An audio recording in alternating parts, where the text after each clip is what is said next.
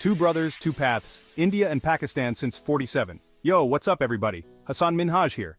Today we're diving deep into the economic stories of two South Asian heavyweights, India and Pakistan. Born from the same partition in 1947, these nations took wildly different economic paths. Think of it like this, two brothers from the same family, ending up on totally different sides of the tracks. One brother, India, went through ups and downs but ultimately built a global economic powerhouse. The other, Pakistan, faced instability, struggled to find its footing, and lagged behind. We're gonna break down why this happened.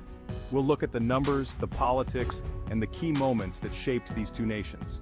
This isn't just about graphs and charts though, it's about people. It's about understanding how two countries, so similar in their origins, ended up with such different economic destinies. So buckle up because we're about to drop some serious knowledge. Fresh start, familiar struggles. The early years, 1947. India and Pakistan gain independence from British rule. Hope is high, but the challenges are massive. Both countries inherit economies ravaged by colonialism. Agriculture is dominant, industry is limited, and poverty is widespread. India, under Nehru, adopts a socialist model. Think state-controlled industries and central planning. Pakistan, under Jinnah, leans towards a more market-driven approach. But both countries face serious hurdles. There's political instability, wars, and a lack of infrastructure.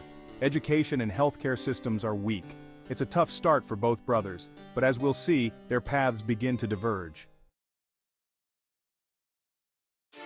The 80s and 90s, reforms, missteps, and missed opportunities. Fast forward to the 1980s. India, under Indira Gandhi, starts to loosen its grip on the economy. They realize that the socialist experiment isn't quite working out. Pakistan, under Zia-ul-Haq, is also dabbling in some reforms, but it's hesitant. Then comes the 1990s, a pivotal decade. India, hit by a balance of payments crisis, goes all in on liberalization. They open up to foreign investment, privatize state-owned companies, and unleash the power of the market.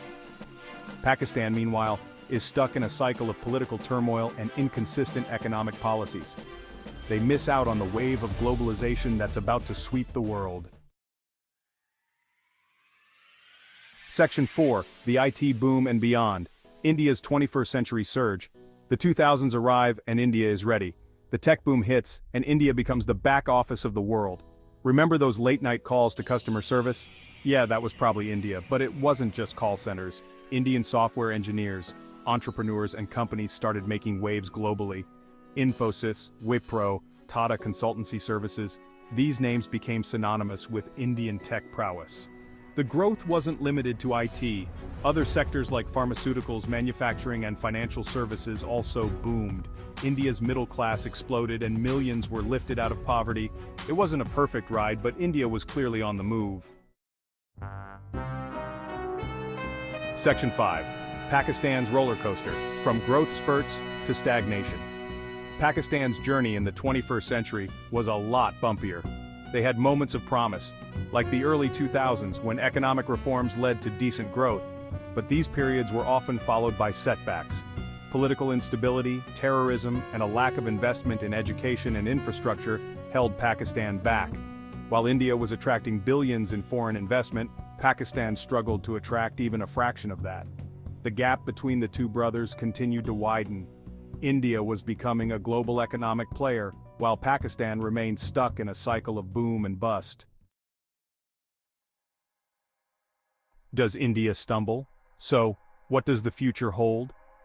India, despite its successes, still faces major challenges. Poverty, inequality, and corruption remain persistent problems. The education system needs a major overhaul, and infrastructure bottlenecks continue to stifle growth. Pakistan, on the other hand, has a chance to turn things around. They have a young and vibrant population, a strategic location, and the potential to become a major player in regional trade. But for Pakistan to realize its potential, it needs to address its fundamental problems.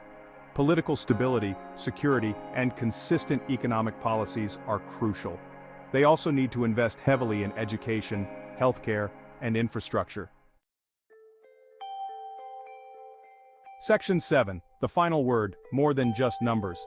The economic stories of India and Pakistan are a testament to the power of choices. While both countries started from similar positions, their divergent paths highlight how political stability, Sound economic policies and a focus on human capital can make all the difference. This isn't just an academic exercise, it's about the lives of over 1.5 billion people.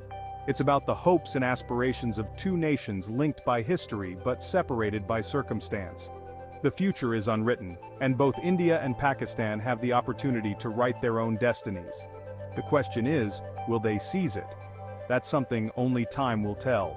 Peace out.